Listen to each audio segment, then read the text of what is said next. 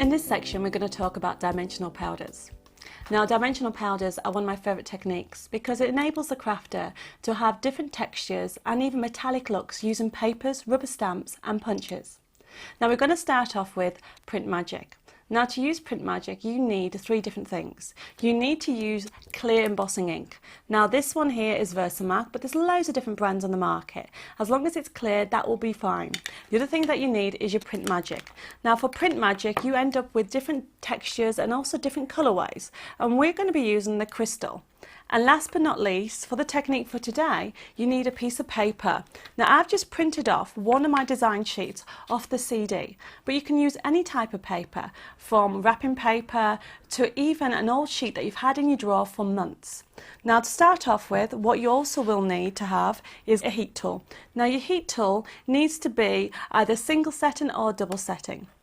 And all I've done to start off with is use my clear ink pad, and all I'm going to do is cover the area with the ink. By covering the area, it actually enhances, when I put the Print Magic on, the colourway. And to do that, all I'm going to do is put the colour on, or should I say the powder on. Now, make sure you have a sheet of paper underneath, because what's very important with Print Magic is literally you're going to tap the excess off. And as you can see, it's left a grey hue, and that's showing you where the actual Print Magic is going to go.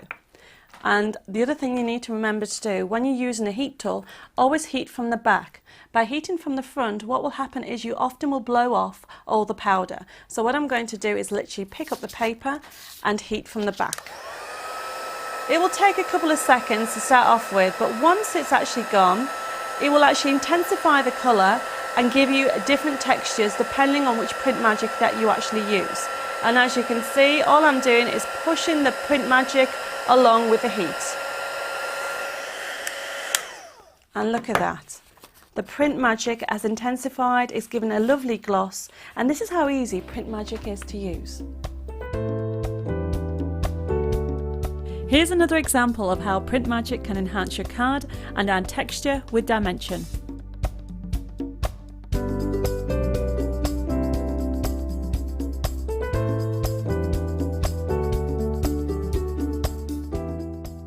To do Metal Magic, all you need to do is get a piece of card, and you need your rubber stamp, your clear ink again, and obviously the Metal Magic.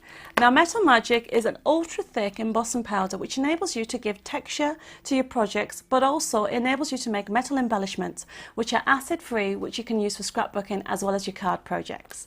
Now, to start off with, you do need to put your clear ink onto your card. So all I'm doing is remembering the size of my stamp. The size of the stamp tells you how much ink to put on. And then you take your Metal Magic and you simply sprinkle it on.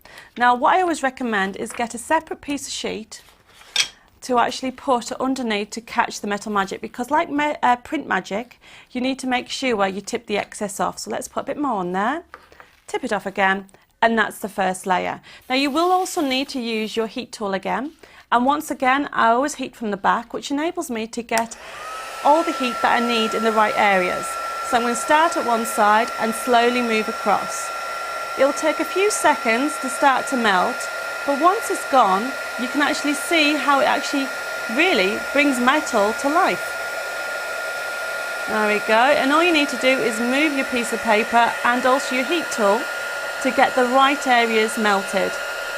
Now, with Metal Magic, there is two different ways of using it.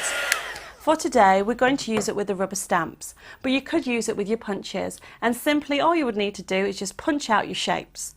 For using with your rubber stamps, what you need to do is once you've actually put your first layer on, you're going to take your ink again and put it on top. And this will make sure you have an even covering. Then I'm going to get my Metal Magic again, put the powder on top. Remember, tip off the excess. I'm just going to put that to one side. And then you're going to be ready to actually put your stamp into that when it's melted. So at this point, make sure you have your stamp ready. Now, talking about stamps, what I'm using is just a clear stamp, which is on an acrylic block.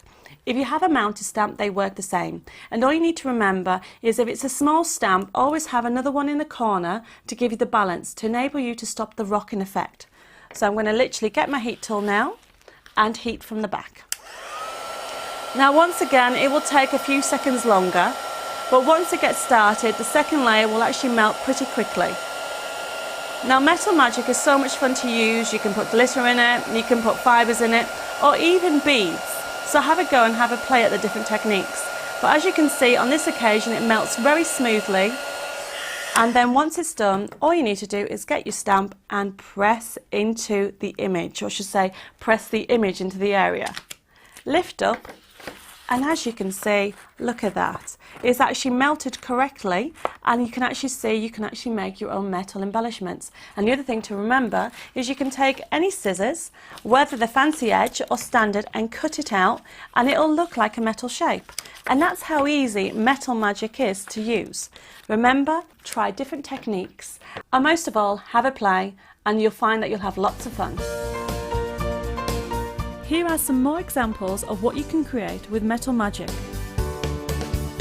from toppers to punched out embellishments.